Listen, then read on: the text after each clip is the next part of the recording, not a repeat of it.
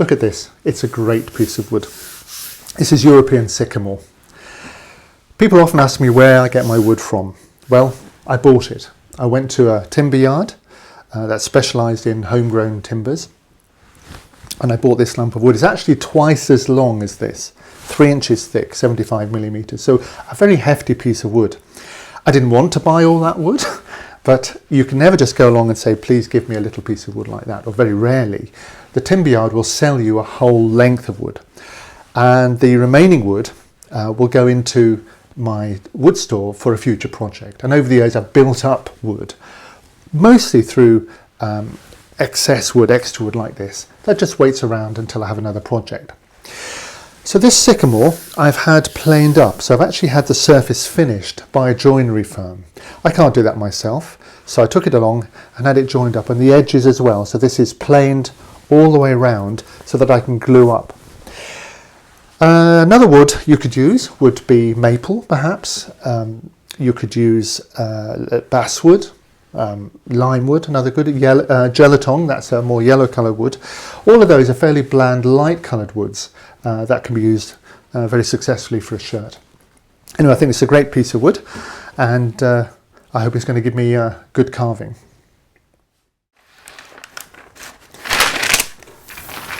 Let me just show you this. This is a tracing of the working drawing, and the reason I've made this is because it will help me with my gluing up. I can see where the glue lines will be in relationship to the drawing very clearly, and I can arrange my wood accordingly. It's really important to get this preparation right. It's the same for any carving.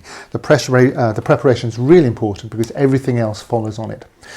So make yourself one of these if you think that'll help, and we can work out the glue up. This is a dry glue up. It took me nearly an hour and a half to get to this stage.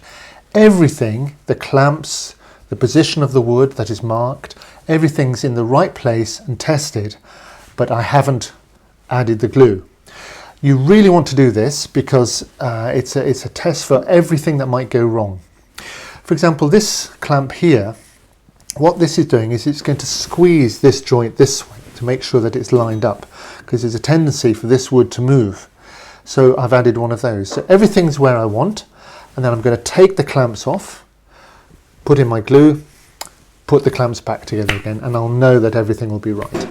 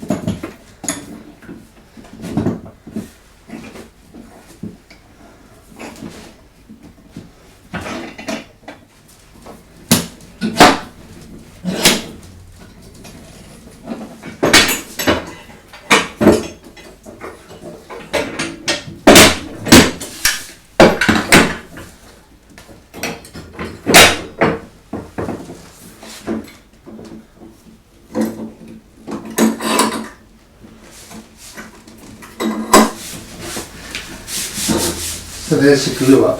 I like the fact we're seeing squeeze out all the way along. I'll clean some of that off. Lined up pretty good. A little bit out, but I'm allowed a bit of leeway. So we'll leave that 24 hours to dry and come back and get our working drawing on it and cut it out. It's the next morning and the glue's had 12 hours to dry. So I've taken the clamps off now, and I can see the quality of my glue up. I'm very happy with the joins themselves. The colour, well, we'll have to wait and see as we get deeper into the wood, but it's my best shot, and at the end of the day we can bleach this wood. I've cleaned up the back with a belt sander, finished it off, because that's difficult to get at once we've started carving. And then the next step is to add your drawing to the front. Now you can use the tracing paper, lining up the joints exactly as you planned, just using some sort of photo mount adhesive to stick the paper on, or otherwise you get the line in there on the wood, and then it's off to the bandsaw to cut our outline all the way around.